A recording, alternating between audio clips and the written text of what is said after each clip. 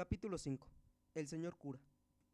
Vine al país de usted, me dijo, muy joven y destinado al comercio, como muchos de mis compatriotas. Tenía yo un tío en México bastante acomodado, el cual me colocó en una tienda de ropas, pero notando algunos meses después de mi llegada que aquella ocupación me repugnaba de sobremanera, y que me consagraba más gusto a la lectura, sacrificando a esta inclinación aún las horas de reposo, preguntándome un día si no me sentía yo con más vocación para los estudios. Le respondí que en efecto la carrera de las letras me agradaba más, que desde pequeño soñaba yo con ser sacerdote, y que si no hubiese tenido la desgracia de quedar huérfano de mi padre y madre en España, habría quizás logrado los medios de alcanzar allá la realización de mis deseos.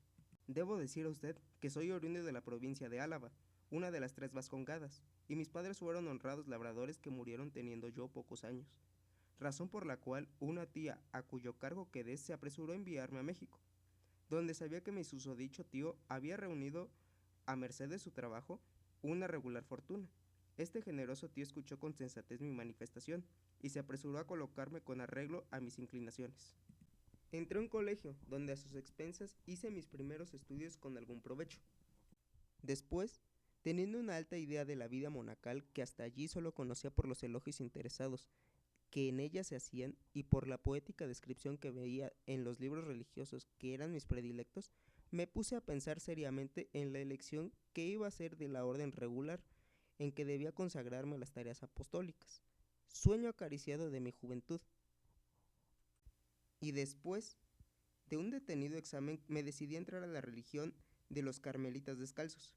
Comuniqué mi proyecto a mi tío, quien lo aprobó y me ayudó a dar los pasos necesarios para arreglar mi aceptación a la citada orden.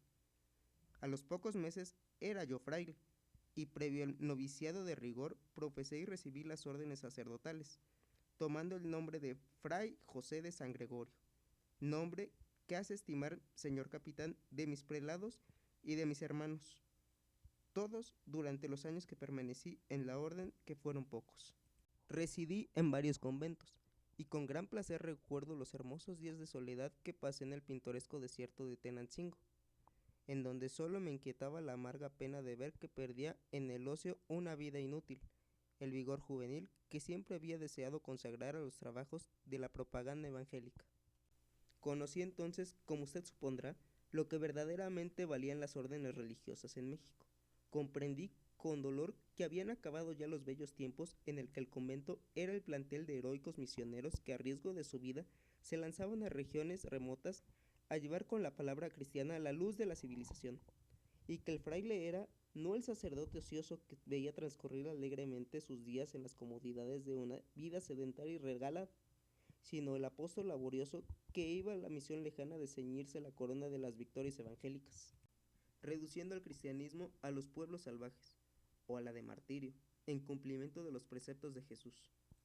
Varias veces rogué a mis superiores que me permitieran consagrarme a esta santa empresa, y en tantas obtuve contestaciones negativas y aún extrañamientos, porque se suponían opuestos a la regla de obediencia mis entusiastas propósitos.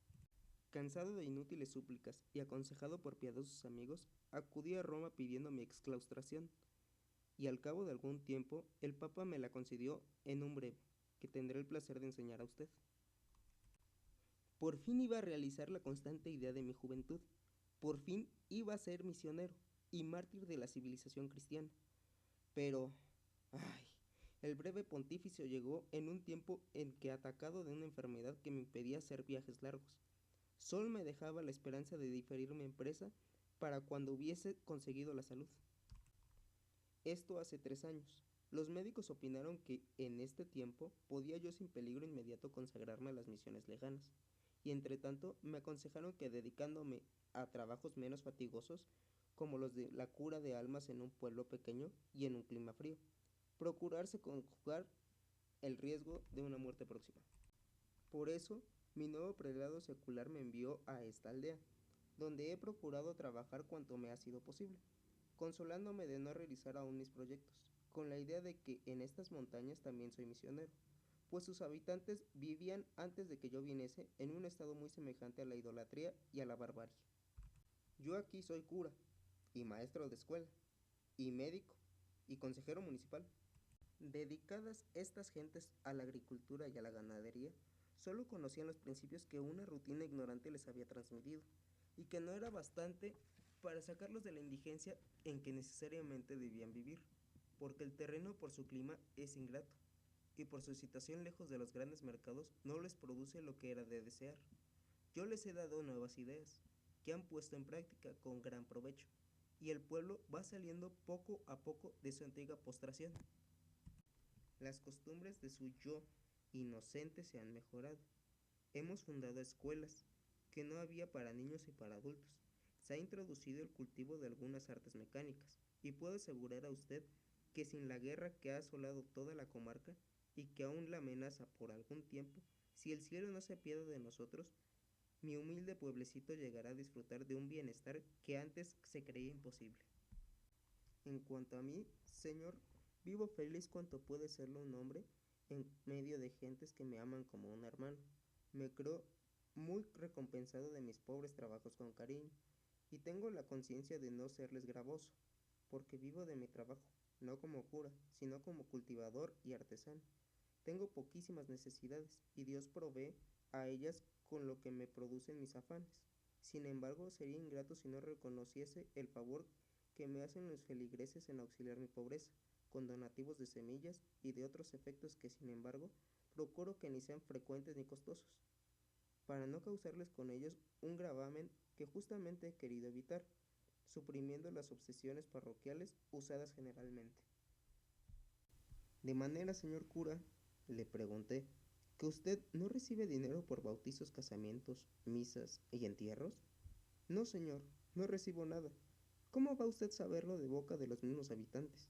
Yo tengo mis ideas, que ciertamente no son las generales, pero practico religiosamente.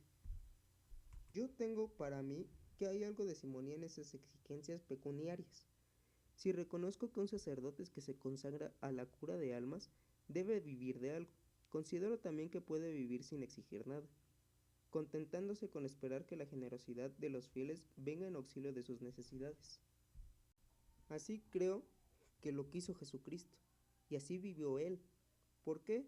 Pues sus apóstoles no habían de contentarse con imitar a su maestro, dándose por muy felices de poder decir que son tan ricos como él. Y no pude contentarme al oír esto, y deteniendo mi caballo, quitándome el sombrero y no ocultando mi emoción que llegaba hasta las lágrimas, alargué una mano al buen cura, y le dije, venga esa mano, señor, usted no es un fraile, sino un apóstol de Jesús. Me ha ensanchado usted el corazón, me ha hecho usted llorar. No creía yo que existiera un solo sacerdote así en México. Jamás he oído hablar a un hombre de sotana o de hábito como usted acaba de hacerlo. Señor, le diré a usted francamente y con mi rudeza militar y republicana, yo he detestado desde mi juventud a los frailes y a los clérigos. Les he hecho la guerra. La estoy haciendo todavía en favor de la reforma, porque he creído que eran una peste. Pero si todos ellos fuesen como usted, señor, ¿quién sería insensato que se atreviese, no digo esgrimir su espada contra ellos, pero ni aun dejar de adorarlos? Oh, señor, yo soy el que el clero llama un hereje, un impío, un sansculote, pero yo aquí digo a usted, en presencia de Dios, que respeto las verdaderas virtudes cristianas, como jamás las he respetado fanático o sayón reaccionario alguno. Así venero la religión de Jesucristo como usted la practica, es decir, como Él le enseñó y no como la practican en todas partes. Bendita Navidad esta que me reservaba la mayor dicha de mi vida, y es el haber encontrado un discípulo del sublime misionero, cuya venida al mundo se celebra hoy.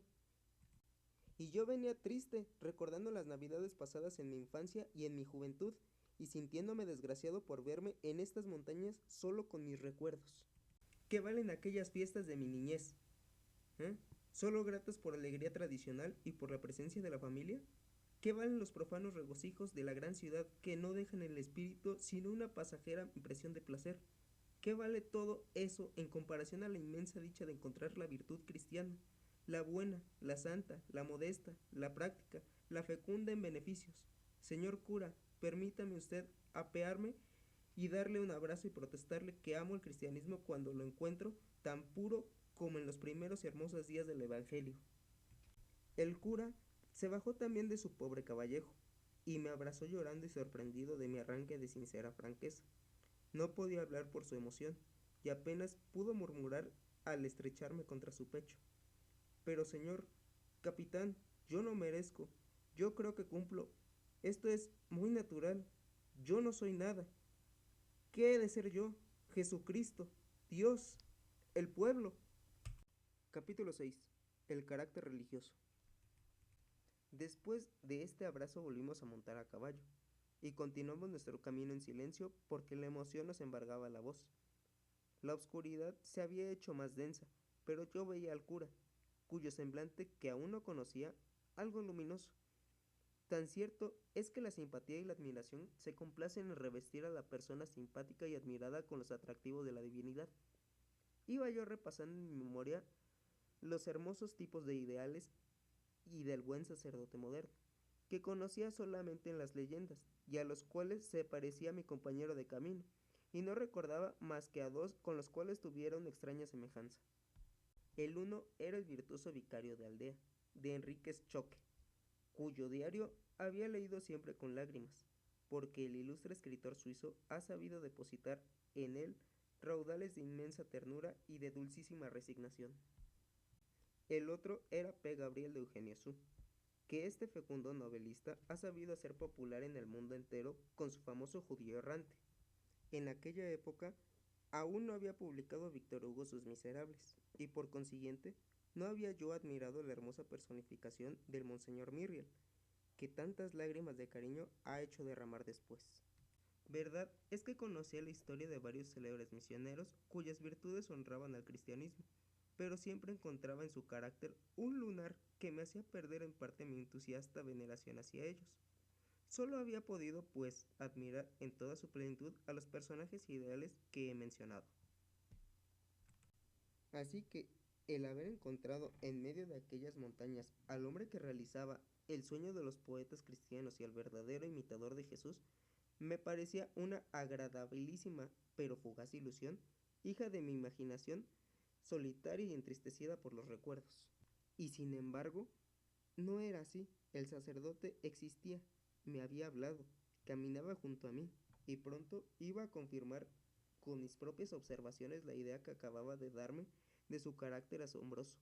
En pocas palabras, dichas con una sencillez y una sinceridad tanto más que incuestionables, cuanto que ningún interés podía tener en aparecer de tal modo a los ojos de un viajero pobre, militar, subalterno e insignificante.